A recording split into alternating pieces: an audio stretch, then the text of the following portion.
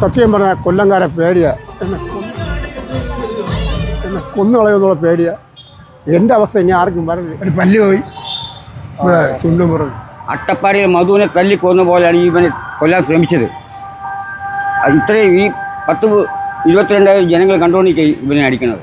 ഈ നിൽക്കുന്ന ചേട്ടനാണ് ഇന്നലെ ഉത്സവപ്പറമ്പിൽ വെച്ച് കസാര കൊണ്ട് തലക്കടിച്ചത് അല്ലേ ചേട്ടാ? എന്തായിരുന്നു സംഭവം? ഞാൻ അവിടെ ഗാനമേളയൊക്കെ കമ്മിറ്റി പോയത്, വിഷ്ണു അമ്പലത്തിലാണ് പോയത്. അതായത് ആശ്രാമം ശ്രീകൃഷ്ണസ്വാമി ക്ഷേത്രം അവിടെ പോയി. ആരും കളിക്കാറില്ല. പാട്ട് പാടിയപ്പോൾ ഞാൻ കളിച്ചു പോയി അറിയാതെ. ഉള്ളി കലാബോധം പോലെ കളിച്ചു പോയി. കളിച്ചപ്പോൾ ബാക്കിൽ നിന്ന് കസേരമാരെ അടിച്ചു. അത് പ്രതീക്ഷിച്ചില്ല.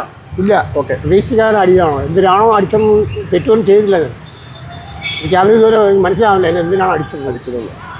വേറെ തെറ്റൊന്നും ചേട്ടൻ്റെ ഭാഗത്തൊന്നും ഉണ്ടായിട്ടില്ല. തെറ്റുമില്ല. അവിടെ ഇത്രയും ജനങ്ങൾ കണ്ടുകൊണ്ടിരിക്കും.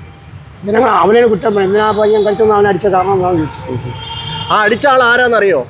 എനിക്ക് കണ്ടാലേ അറിയില്ല. ആളെ വീടും അഡ്രസ്സൊന്നും അറിയില്ല. അമ്പലത്തിന്റെ സംഘാടകനാണോ? സംഘാടകനാണെന്നൊന്നും അറിയില്ല. ആരാന്നറിയില്ല. ചേട്ടൻ ഇതുവരെ കേസും കൊടുത്തിട്ടില്ല. എന്തുകൊണ്ടാണ് ചേട്ടൻ കേസ് കൊടുക്കാത്തത്? പേടിച്ചിട്ടാണ്. ഞാൻ കിടക്കാൻ കുപ്പി കിടക്കാണ് ജീവിക്കുന്നത്. ഞാൻ കിടക്കുന്നത് ബീച്ചിലല്ലെങ്കിൽ ഈ പാർക്കിലെല്ലാം കിടക്കുന്നത്. രാത്രി ഒന്ന് നമ്മൾ ചെയ്ത് കഴിഞ്ഞാൽ നമ്മളെ ജോലിക്ക് ആരും കാണില്ല. ഒരു അനാഥപ്രാതം പോലെ നമ്മൾ പോകേണ്ടി വരും. അവരുടെ നാടാണ്, അവരുടെ സ്ഥലമാണ്. ചേട്ടൻ്റെ സ്ഥലം എവിടെയാ? തിരുവനന്തപുരം. ഇവിടെയാണോ ഇപ്പോൾ വന്നത് താമസം? ഇവിടെ തന്നെ താമസമല്ല, കിടപ്പില്ല. കുപ്പിയൊക്കെ പറക്കി ചെറിയ വരുമാനത്തിൽ ഇവിടെ ജീവിച്ചു പോവാ. അപ്പോൾ ആ ഒരൊറ്റ കാരണം കൊണ്ട് ചേട്ടൻ കേസ് കൊടുക്കുന്നില്ല. പേടിച്ചിട്ട് ചേട്ടനെ സപ്പോർട്ട് ചെയ്യാൻ ആരുമില്ല.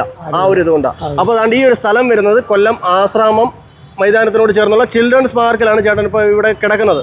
അപ്പോൾ ആരെങ്കിലും ചേട്ടനെ ഒന്ന് ഹെൽപ്പ് ചെയ്യാനുണ്ടെങ്കിൽ ദാണ്ട് ഈ ഒരു സ്ഥലത്ത് വന്നിട്ട് എന്തോ തിരക്കണം. ചേട്ടനെ അറിയപ്പെടുന്നത് എങ്ങനെയാ? ബാലു, സിറ്റി ബാലു എന്നറിയപ്പെടുന്ന ആ ചേട്ടനെ ഒന്ന് തിരക്കി കഴിഞ്ഞാൽ കറക്റ്റായിട്ട് കിട്ടും. ആരെങ്കിലും സഹായിക്കാനുണ്ടെങ്കിൽ ദാണ്ട് ഈ ചേട്ടനെ ഒന്ന് ഹെൽപ്പ് ചെയ്യണം അല്ലേ? ചേട്ടന് ജീവനിൽ പേടിയുണ്ട്. ഓക്കെ.